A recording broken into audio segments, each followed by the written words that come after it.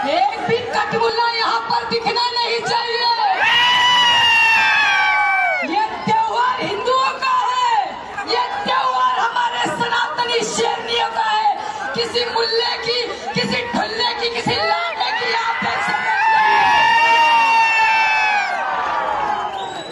आता समजलं असेल की हर्षताई कशाला आलेली आहे।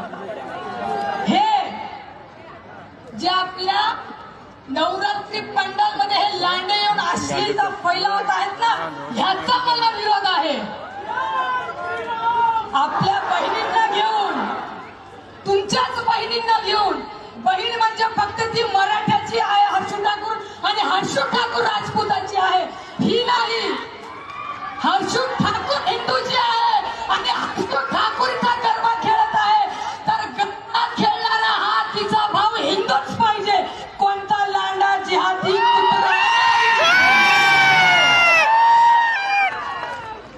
कोणताच जिहादी कुत्रा इथं नाही पाहिजे।